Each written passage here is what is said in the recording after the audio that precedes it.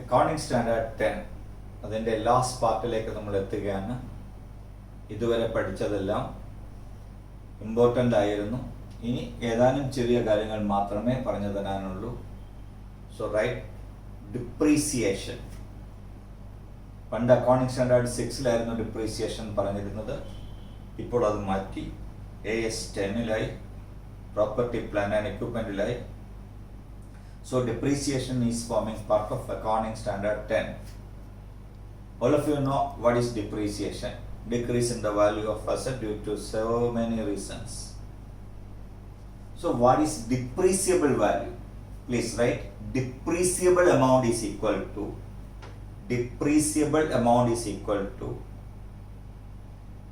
cost bracketil carrying amount, cost or carrying amount minus residual value. Cost or carrying amount minus residual value. നമുക്കറിയാം straight line മെത്തേഡിൽ നമ്മൾ depreciation calculate ചെയ്യുകയാണെങ്കിൽ cost less realisable value divided by estimated life എന്ന് എഴുതിയാണ് depreciation calculate ചെയ്യുക. Here cost or carrying amount minus residual value, ആ കിട്ടുന്നതാണ് ഡിപ്രീസിയബിൾ amount. അതിനെയാണ് ഏത് മെത്തേഡ് അനുസരിച്ചാണോ നമ്മൾ ഡിപ്രീസിയേഷൻ കാൽക്കുലേറ്റ് ചെയ്യുന്നത് അതേ രീതിയിൽ ചെയ്യേണ്ടത്. മനസ്സിലായോ? അതായത് നമുക്ക് പല മെത്തേഡ് ഉണ്ട്. സ്ട്രെയിറ്റ് ലൈൻ മെത്തേഡ് ഉണ്ട്, റെഡ്യൂസിങ് ഇൻസ്റ്റാൾമെന്റ് മെത്തേഡ് ഉണ്ട്, ബേസ്ഡ് ഓൺ ഔട്ട്പുട്ട് മെത്തേഡ് ഉണ്ട്. ഇതെല്ലാം ബിസിനസിന്റെ രീതി അനുസരിച്ചാണ് ഡിപ്രീസിയേഷൻ കാൽക്കുലേറ്റ് ചെയ്യുന്നത്. Right, the depreciable amount of tangible fixed asset,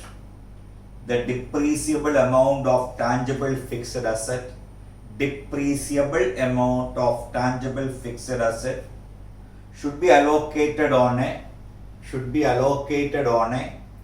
systematic basis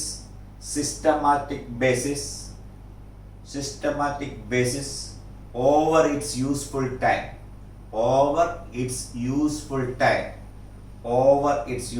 time.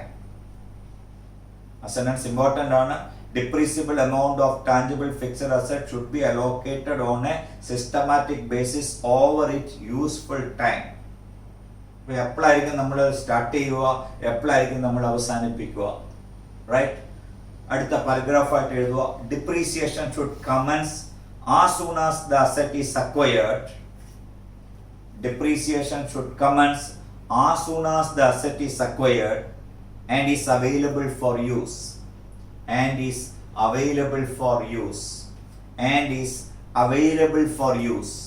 Bracket ready to use. Put to use അല്ല, ready to use ആണ് important. Ready to use. Income ടാക്സിൽ നമ്മൾ പുട്ട് ടു യൂസ് ആണ് എടുക്കുന്നതെങ്കിൽ ഇവിടെ അതല്ല, ഇവിടെ റെഡി ടു യൂസ് ആണ് എടുക്കുക. Ready to use.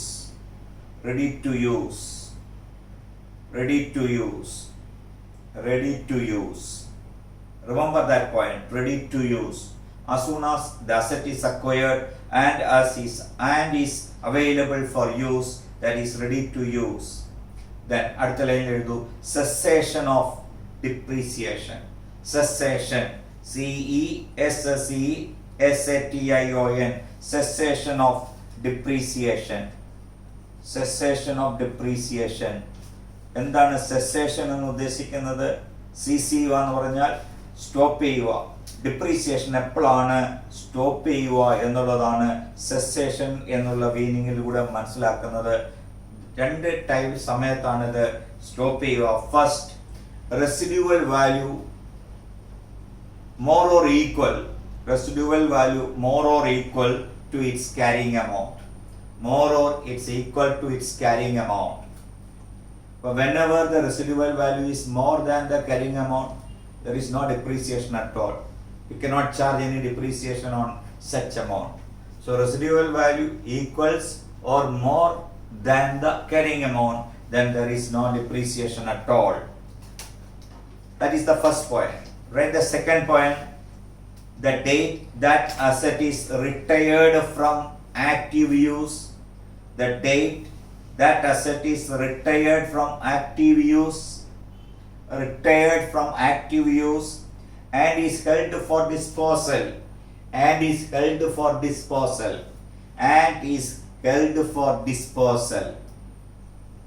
എന്താണെന്ന് ശ്രദ്ധിക്കണം. The date that asset is retired from active use.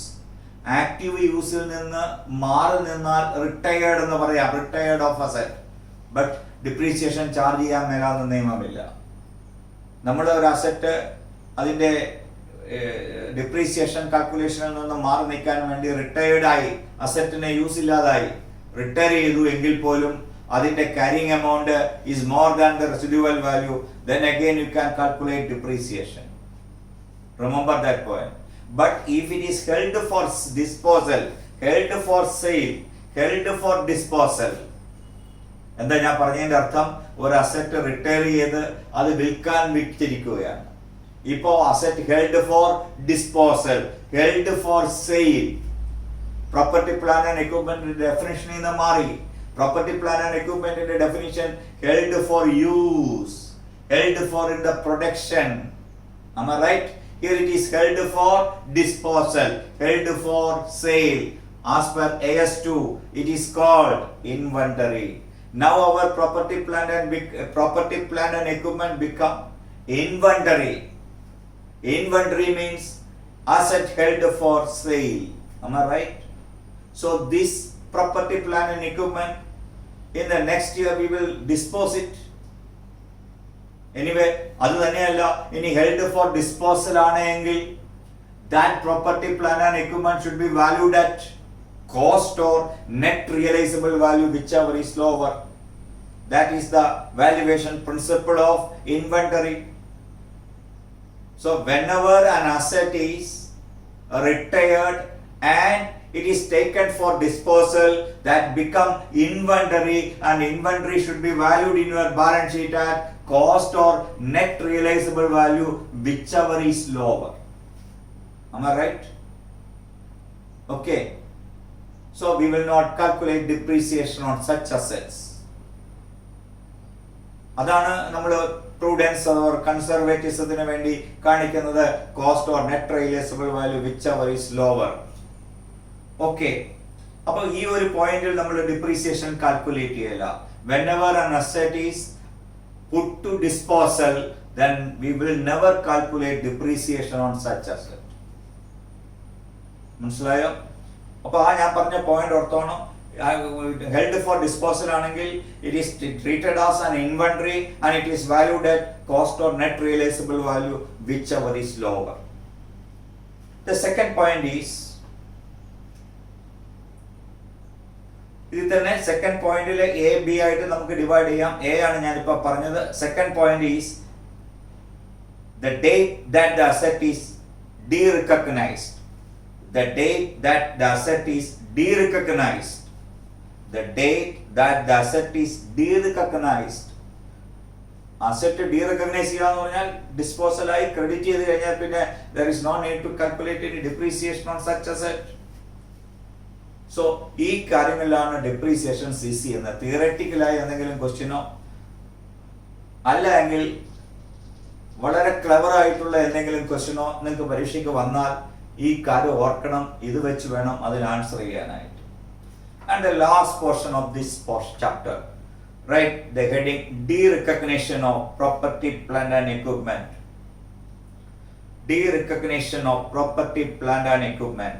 Derecognition. Derecognition of PPE should be taken in two cases. Right, in two cases. One, derecognition on disposal. Derecognition on disposal. Derecognition on disposal. When the asset is disposed, then definitely the asset should be derecognized. Derecognize ചെയ്യാന്ന് പറഞ്ഞാൽ എന്താ? The value of asset should be cancelled. The asset account is credited with its carrying amount. അതാണ് derecognize ചെയ്യാന്ന് പറഞ്ഞാൽ. Asset acquire ചെയ്യുമ്പോൾ PPE debit ചെയ്യും. Asset derecognize ചെയ്യുമ്പോൾ asset account credit ചെയ്യും with the carrying amount. അത് ഡിസ്പോസലാ. Suppose carrying amount of an asset is 10. When it is disposed, we will realize to 20 rupees. Then the entry is cash account debtor 20 to asset account 10. The difference is transferred to which account? P&L account. Am I right? The second point, no FEB, no future economic benefits are no future economic benefits are expected from its use. When no future economic benefits are expected from its use. Future economic benefits കിട്ടിയില്ല എങ്കിൽ property plant and definition recognition principle നിന്ന് ഔട്ടായി. In such a case also this asset is to be disposed. നമുക്ക് realise ചെയ്യുമ്പോൾ ഒന്നും കിട്ടുന്നില്ലെങ്കിലും ഇത് എങ്ങോട്ട് close ചെയ്ത് കളയണം? P&L account debted to asset account എന്ന് എഴുതണം. അപ്പൊ മനസ്സിലാക്കണമെങ്കിൽ തിയററ്റിക്കലി മനസ്സിലാക്കാൻ വേണ്ടിയാണ് ഞാൻ ജേർണൽ എൻട്രിയിലൂടെയും കൂടെ പറഞ്ഞു തരുന്നത്. So in these two situations, property, plant and equipment should be de-recognized. ഇനി ചെറിയ കാര്യങ്ങൾ കൂടി ഈ പുതിയ അക്കൗണ്ടിംഗ് സ്റ്റാൻഡേർഡ് 10 വരുന്നുണ്ട്. നമ്മൾ പറഞ്ഞിട്ടുണ്ട് PPE can be used for rental purpose ആണ്. അങ്ങനെ റെന്റൽ പർപ്പസിന് കൊടുക്കുന്ന അസറ്റ്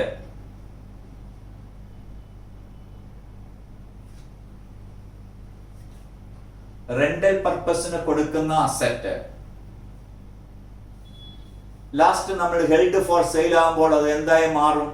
ഇൻവെന്ററി ആയി മാറും. റെന്റൽ ഇൻകം നിങ്ങൾ എങ്ങോട്ടാണ് എഴുതിക്കൊണ്ടിരുന്നത്? P&L അക്കൗണ്ടിലേക്കാണ്. Now it become held for sale. If it is realized, then it should be recognized as revenue. So please write. ഈ not കൂടി എഴുതി നമുക്ക് അവസാനിപ്പിക്കാം. The proceeds from the sale of such assets bracketil given for rental income, the proceeds from sale of such asset bracketil given as given for rental income bracket close ചെയ്യുക should be recognized in revenue in accordance with AS 9, in accordance with Accounting Standard 9. One more sentence. അത് ഞാൻ നേരത്തെ എഴുതിപ്പിക്കേണ്ടായിരുന്നു, വിട്ടുപോയി. Gain or loss on derecognition of asset, gain or loss arising from derecognition of an asset should be included in statement of profit or loss.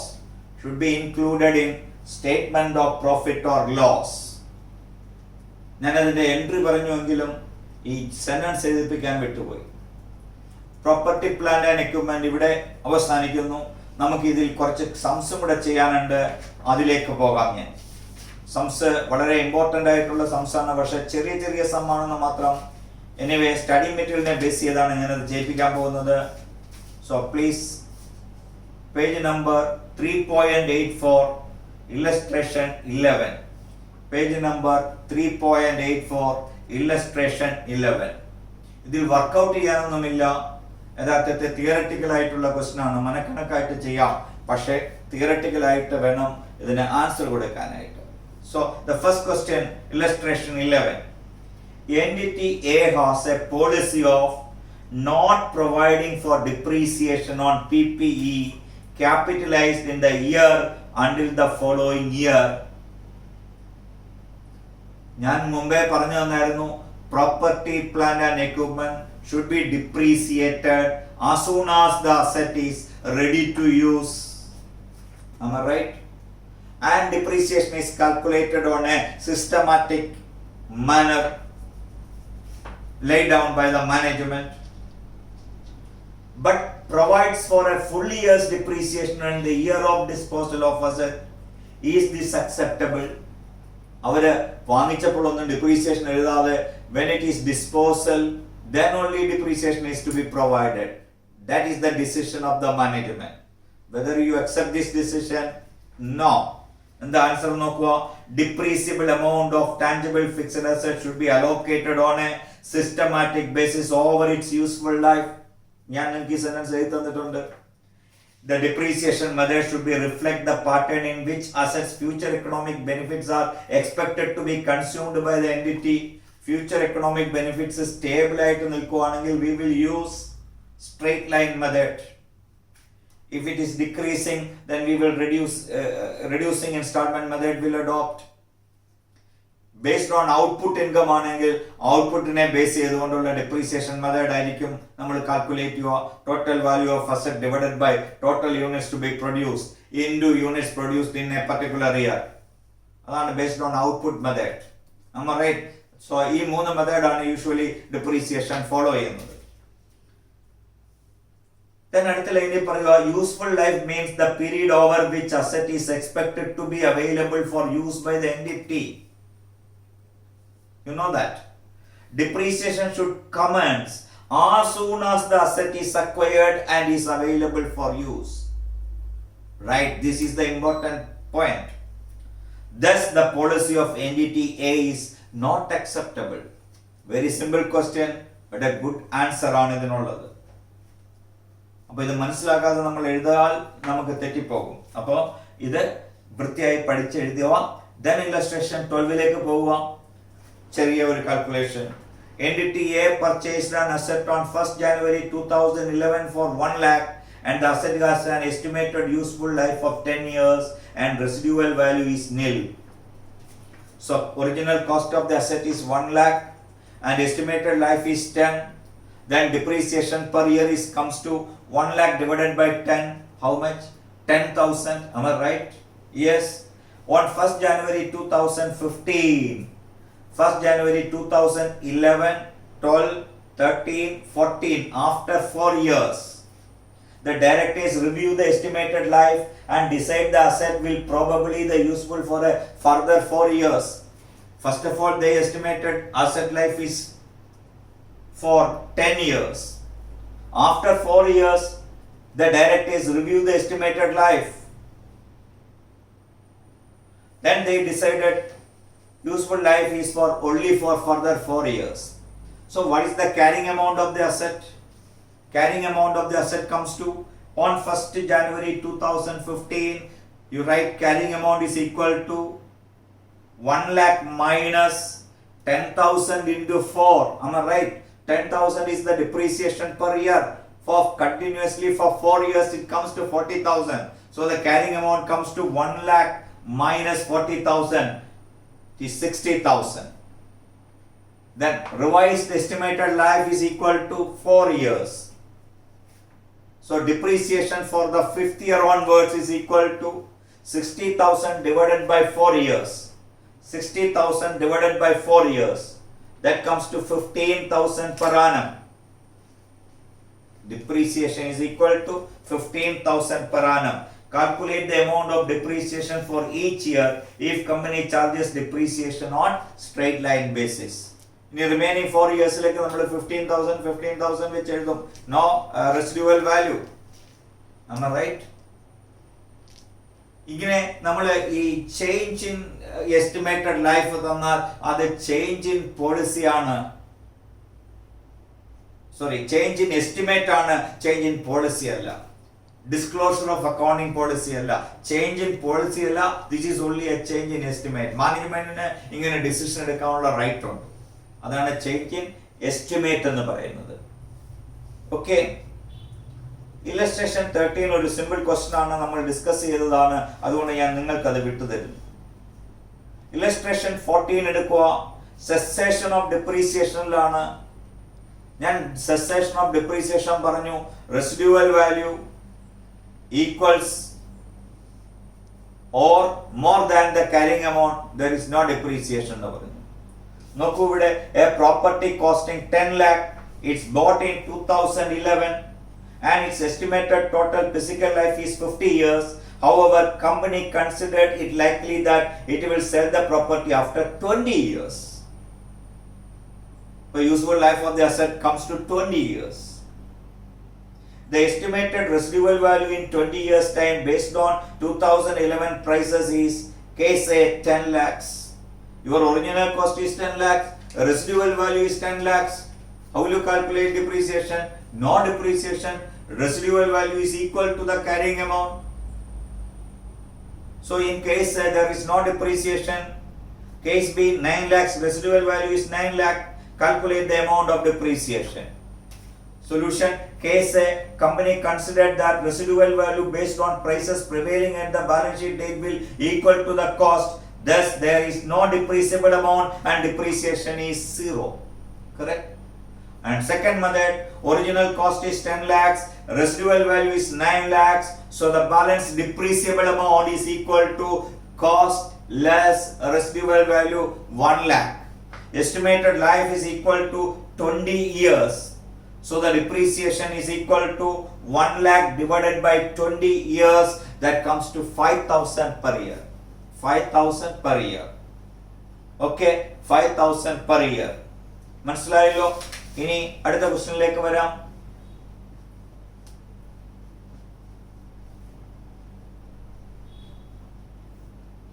Illustration 15 important, നോക്കി വെച്ചോണം. Illustration 15 simple question ആണ്, നിങ്ങൾക്ക് വായിച്ചാൽ മനസ്സിലാക്കും. ഞാൻ അതുകൊണ്ട് അതിലേക്ക് പോകുന്നില്ല. ഓക്കെ, ഇല്ലസ്ട്രേഷൻ 16 നോക്കിക്കോണം. 15 and 16. ഇനി ഇതിലെ ഏറ്റവും ഇമ്പോർട്ടന്റ് ആയ പോർഷനിലേക്ക് പോകാം. ഇല്ലസ്ട്രേഷൻ 10 എടുക്കുക. Illustration 10. Entity A is a large manufacturing group. It owns a number of industrial buildings such as factories and warehouses and office buildings in several capital cities. The industrial buildings are located in an industrial zones, whereas office buildings are central business districts of the cities. Clear? Entities A's management want to apply the revaluation model as per AS 10 revised to the subsequent measurement of the office building, but conduct to apply the historical cost model to the industrial building. State whether this is acceptable under AS 10 or not with the reasons. Very important question. നമ്മുടെ entity A large manufacturing group ആണ്. It owns a number of industrial buildings such as factories and warehouses and office building in several capital cities. Industrial buildingum office buildingum രണ്ട് class ആണ്. There are two models, you know, cost model and revaluation model. Revaluation model adopt ചെയ്യുമ്പോൾ ഒരു class എടുത്താൽ ആ class മുഴുവൻ എടുക്കണമെന്ന് ഞാൻ ക്ലാസ്സിൽ എക്സ്പ്ലെയിൻ ചെയ്തിട്ടുണ്ട്.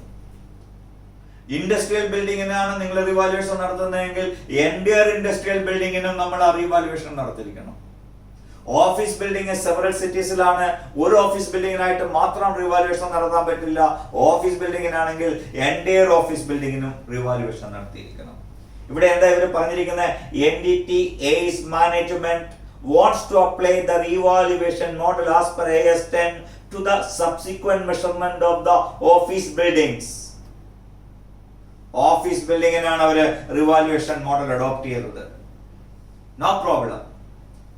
But continue to apply historical cost model to the industrial building. Industrial ബിൽഡിങ്ങിന് അവർ കോസ്റ്റ് മോഡൽ ആണെങ്കിൽ ആയിക്കോട്ടെ. ഏതാനും ഇൻഡസ്ട്രിയൽ ബിൽഡിങ്ങിന് കോസ്റ്റ് മോഡലും ഏതാനും ഓഫീസ് ബിൽഡിങ്ങിന് റിവാലുവേഷൻ മോഡലും, അല്ലെങ്കിൽ ഏതാനും ഇൻഡസ്ട്രിയൽ ബിൽഡിങ്ങിന് റിവാലുവേഷനും ഏതാനും ബിൽഡിങ്ങിന് കോസ്റ്റും, അങ്ങനെ പാടില്ല. ഏതാണോ എടുക്കുന്നത് അതിന് പൂർണ്ണമായും ഏത് മോഡലാണോ അത് ഫോളോ ചെയ്യണം. ഓക്കെ, അപ്പൊ ഈ മാനേജ്മെന്റിന്റെ ഡിസിഷനെ നമുക്ക് ഒരു കാരണവശാലും എതിർക്കാൻ പറ്റില്ല. നോക്കാം. Entity A's management can apply the revaluation model only to the office building. The office building can be clearly distinguished from the industrial building in the terms of their function, their nature and their general location. correct? ARS AS10 permits the asset to be revalued on a class by class basis. That's the correct answer. The different characteristics of the building enable them to be classified as different PPE classes.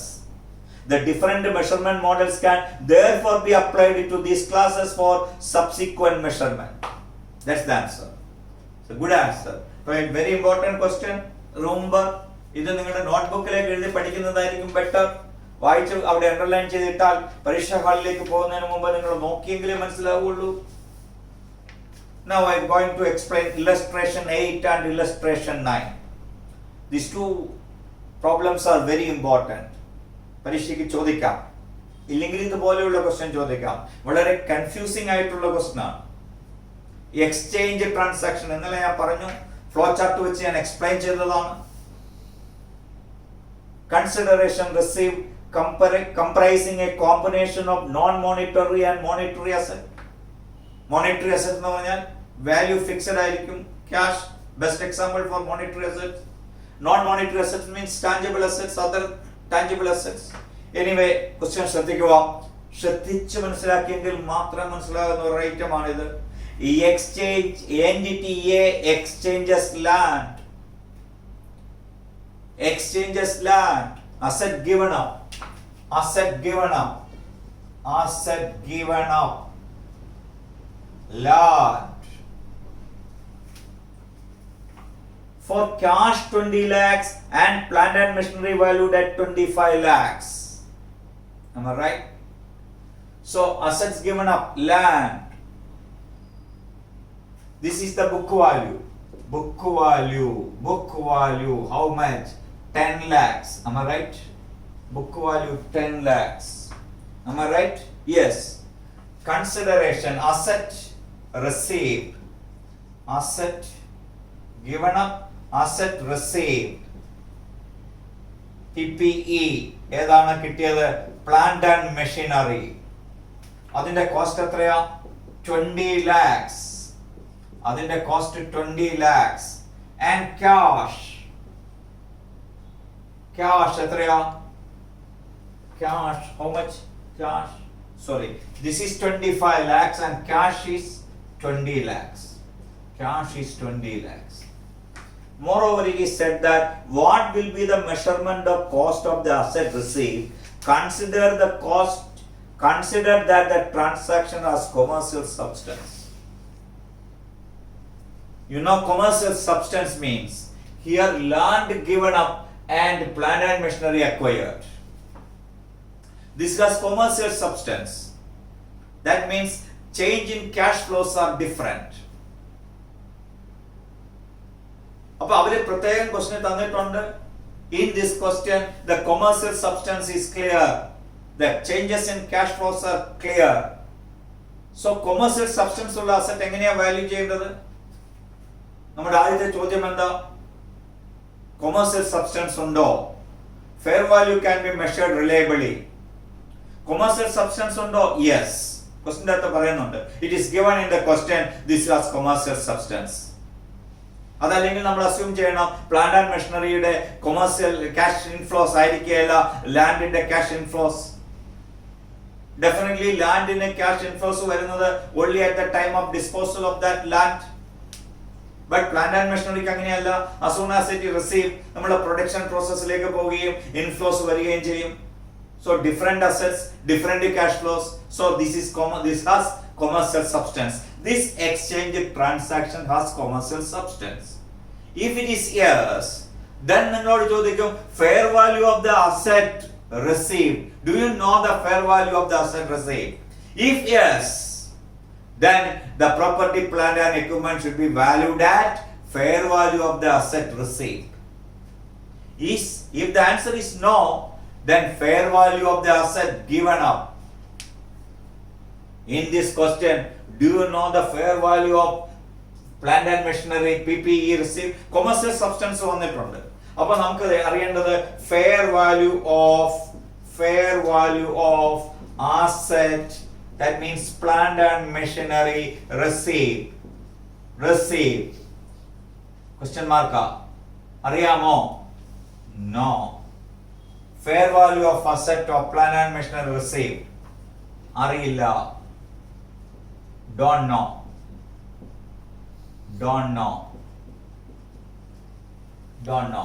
അറിയില്ല. അറിയാമോ? Only the value is given 25 lakhs. Assume ചെയ്യാൻ പറ്റിയല്ല. അങ്ങനെയാണെങ്കിൽ what is the fair value? Fair value means market value.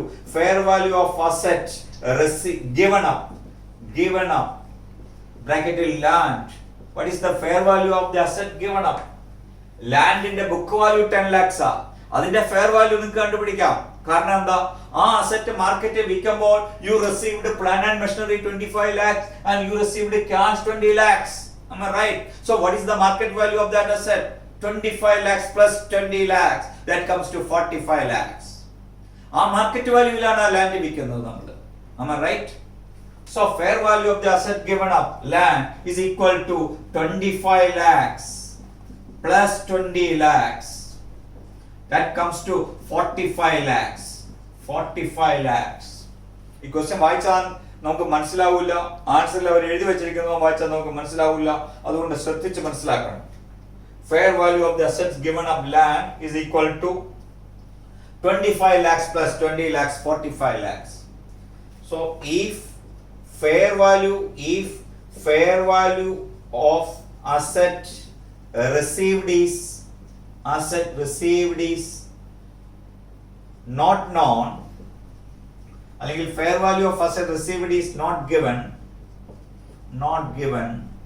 then the asset, plant and machinery should be valued at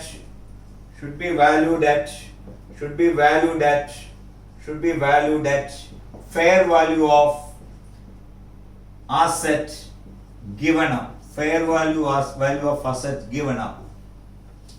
That is 45 lakhs. This includes 20 lakhs as cash price. Right.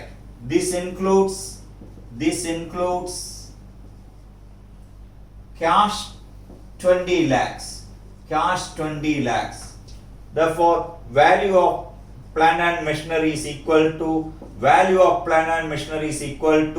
fair value of asset minus cash equivalent.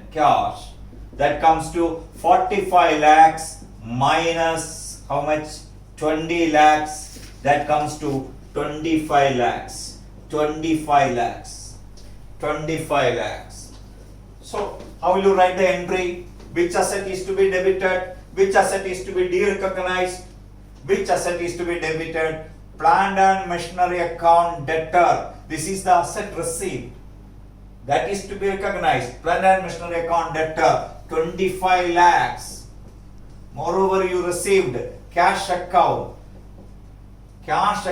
debtor. How much? 20 lakhs. Am I right? 2. Land. Derecognize the asset as the land. Derecognize the value as the carrying amount. How much it is? 10 lakhs. 2. Gain on sale of land. Gain on sale of land. How much? Gain on sale of land or gain on exchange of land or gain on exchange of land. Etra Baki 35 lakhs. Am I right? 35 lakhs. This is the entry you have to pass at the time of acquiring plant and machinery by giving up land. Clear? വായിച്ച് മനസ്സിലാക്കി ഈ entry ഉൾപ്പെടെ ഇതുപോലെ എഴുതിയെടുക്കണം. Okay. Now go to the next question.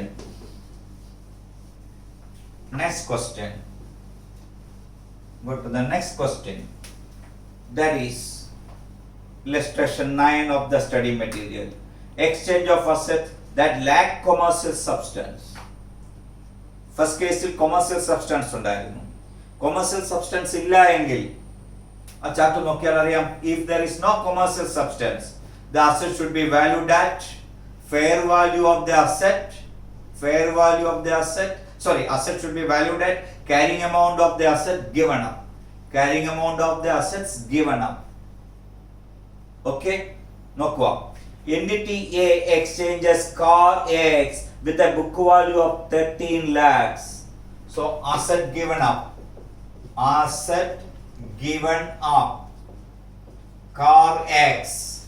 Car X. Book value comes to 13 lakhs. Am I right? 13 lakhs. 13 lakhs. And its fair value is given 13,25,000.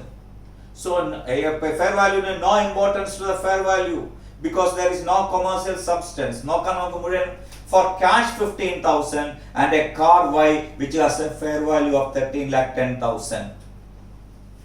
Fair value of car X is equal to 13,25,000. 13,25,000. Fair value of car Y ആണെന്ന് തോന്നുന്നു അല്ലെ asset received. Fair value of car Y asset received. Fair value of car Y is equal to 13,10,000. 13,10,000. Am I right? Cash received.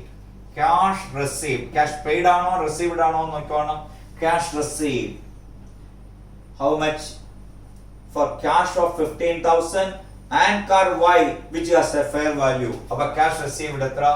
Cash received comes to 15,000. 15,000. Ini baki enda nokkuva. It lacks, the transaction lacks commercial substance as the company's cash flows are not expected to change as a result of the exchange. ഒരു കാറിന് പകരം ഒരു car വാങ്ങിക്കുമ്പോൾ cash ഇൻഫ്ലോസിന് change വരുന്നില്ല. So there is no commercial substance. It is in the same position as it was before the transaction. What will be the measurement of cost of the assets received? Right. In this case, the exchange transaction has no commercial substance. Exchange transaction has no commercial substance.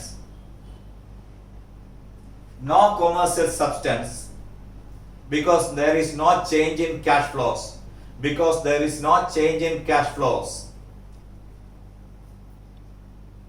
Hence, the fair values are not considered at all.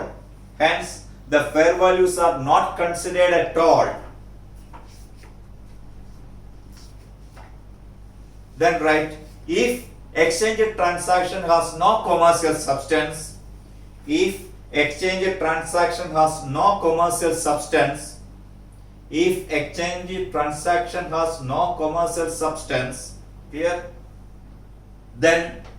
the property, plant and equipment received should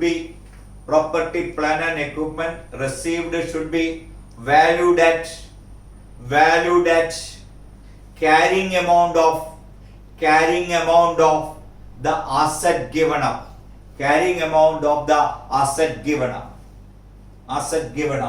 Am I right? Here the carrying amount of the asset given up is 13 lakhs. Here the carrying amount of the asset given up is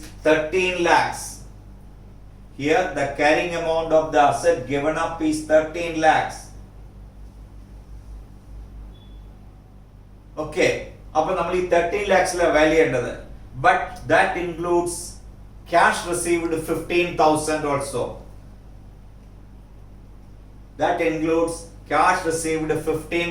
also. Therefore, car Y should be recognized at 13 lakhs minus 15,000. 13 lakhs minus 15,000. That comes to 12,85,000. Am I right? So the entry is car Y account debtor. 12,85,000. Okay. Cash account debtor. How much? 15,000. To car X, de-recognize car X at book value. How much? 13 lakhs. There is no gain or loss on this exchange. So these two problems are very important. ഇതുപോലെയുള്ള questions വരുമ്പോൾ ആലോചിച്ച് ചെയ്യണം. Commercial substance ഉണ്ടോ, commercial substance ഇല്ലയോ എന്ന്. Commercial substance ഉണ്ടെങ്കിൽ fair value of the assets received ഉണ്ടോ എന്ന് നോക്കണം. അതില്ല എങ്കിൽ fair value of the assets given അപ്പിൽ വേണം വാല്യൂ ചെയ്യാനായിട്ട്. മനസ്സിലായോ പറഞ്ഞത്? So it is more reliable ആണ് നോക്കുന്നത്. Fair value of the asset given അപ്പിൽ വാല്യൂ ചെയ്യണം. ഓക്കെ. രണ്ടാമത്തെ കേസിൽ കൊമേഴ്സ്യൽ സബ്സ്റ്റൻസ് ഇല്ല, അതുകൊണ്ട് carrying amount of the asset given അപ്പിലാണ് നമ്മൾ വാല്യൂ ചെയ്തത്. ആ വാല്യൂവിന്റെ അകത്ത് ക്യാഷും കൂടെ നമുക്ക് കിട്ടുന്നതുകൊണ്ട് ക്യാഷിന്റെ വാല്യൂ കുറച്ചിട്ട് ബാക്കി വാല്യൂവിൽ അത് വാല്യൂ ചെയ്യുള്ളൂ. ഇനി ഒരു ക്വസ്റ്റ്യനും കൂടെ ഉണ്ട്, അതും കൂടെ ചെയ്യിപ്പിക്കാം. One more question, right?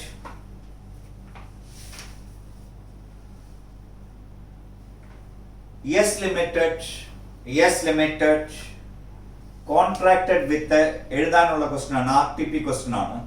Yes Limited contracted with a supplier to purchase. Yes Limited contracted with a supplier to purchase machinery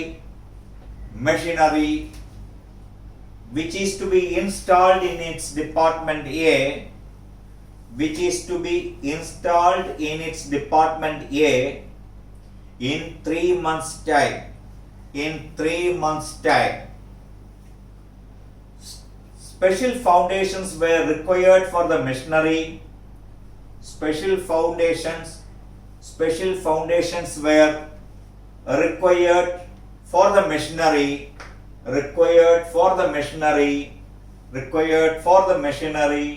Which were to be prepared within this supply lead time.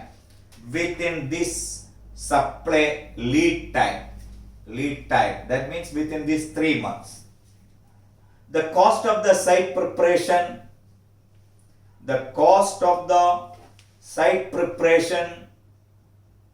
and laying foundations were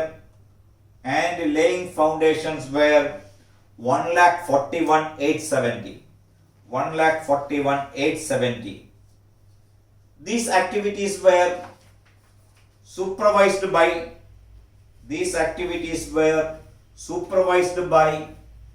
a technician during the entire period,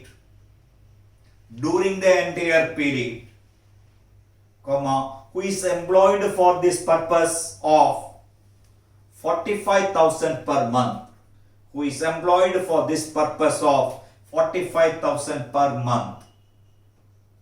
The technician services were given by Department B.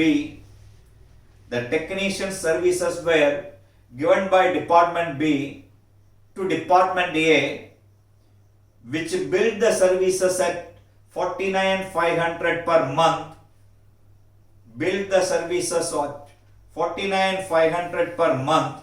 After adding 10% profit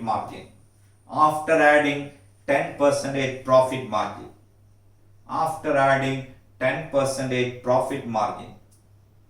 Paragraph. The machine was purchased at 1,58,34,000 rupees. 1,58,34,000.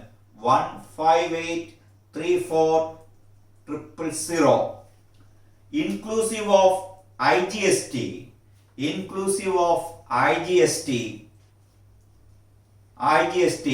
at the rate of 12%, for which input credit is available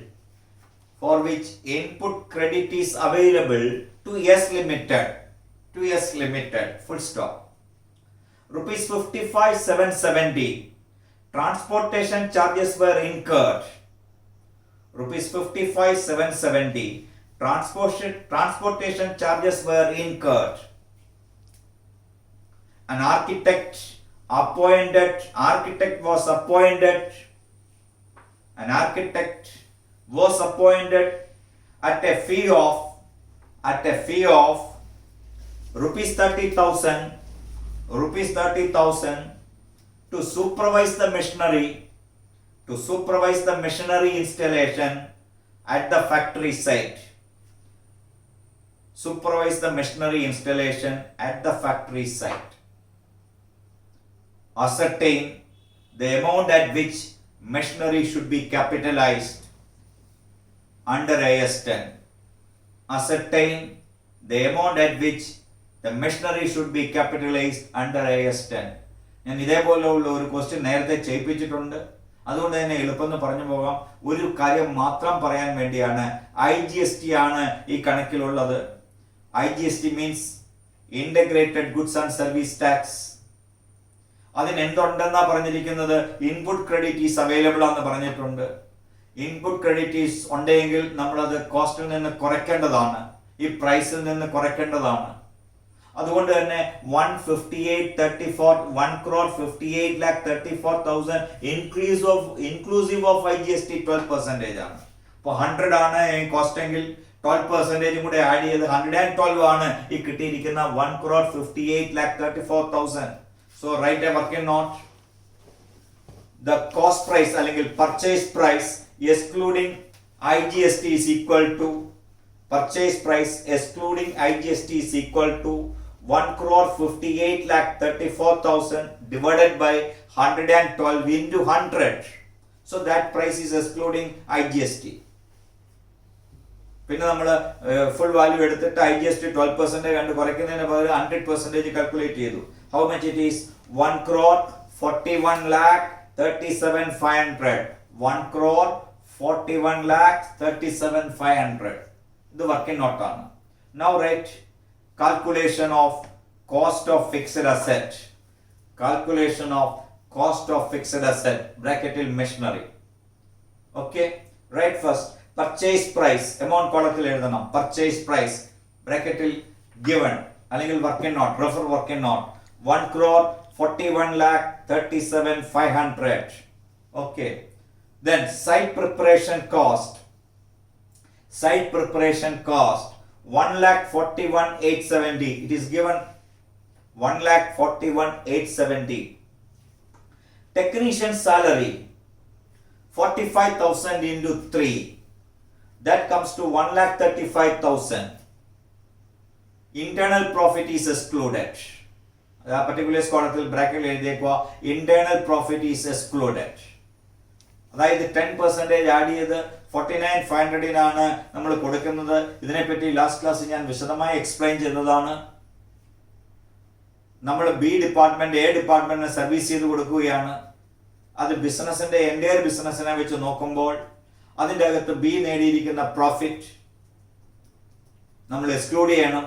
അതുകൊണ്ടാണ് cost എത്രയായിട്ട് തന്നെ എടുത്താൽ മതി എന്ന് പറയുന്നത്, 45,000 എഴുതിയാൽ മതി എന്ന് പറയുന്നത്. So 45,000 into 3, 1,35,000. Internal profit excluded. Then initial delivery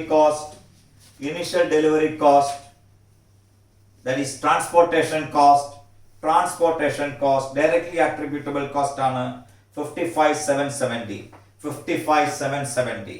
Am I right? Then provisional fees, that is architect fees paid, provisional fees paid for the installation 30,000. Totally then total cost of the assets comes to 1,45,00,140. 1,45,00,140. 145,00,140. ഇതാണ് ഇതിന്റെ answer. ഇപ്പൊ ഏറെക്കുറെ property plant and എക്വിപ്മെന്റിനോട് ഞാൻ പൂർണ്ണമായും എടുത്തു കഴിഞ്ഞിട്ടുണ്ട്. ഇനിയും നിങ്ങൾ റിവിഷൻ ടെസ്റ്റ് പേപ്പറുകളിലൊക്കെ ഒരുപാട് ക്വസ്റ്റ്യൻസ് സിമ്പിളും വലുതുമായിട്ടുള്ള ക്വസ്റ്റ്യൻസ് ഒക്കെ കിട്ടും. അതെല്ലാം വർക്കൗട്ട് ചെയ്ത് നോക്കണം. ഈ കൺസെപ്റ്റുകളെല്ലാം വെച്ചുകൊണ്ട് ഇത് വെച്ച് നോക്കിയാൽ നിങ്ങൾക്ക് മനസ്സിലാക്കാവുന്ന കാര്യങ്ങളെ കാണുകയുള്ളൂ. അതുകൊണ്ട് study well. Property plant and equipment is very important. വീണ്ടും ഇതിനെപ്പറ്റി നിങ്ങൾക്ക് ഫൈനൽ സ്റ്റേജിൽ ചെല്ലുമ്പോൾ IFRA ഇന്ത്യൻ അക്കൗണ്ടിംഗ് സ്റ്റാൻഡേർഡ്സ് പഠിക്കേണ്ടതായിട്ട് വരും. ഓക്കെ, വീണ്ടും അടുത്ത ക്ലാസ്സിൽ മറ്റൊരു അക്കൗണ്ടിംഗ് സ്റ്റാൻഡേർഡുമായി കാണാം. ഓക്കെ.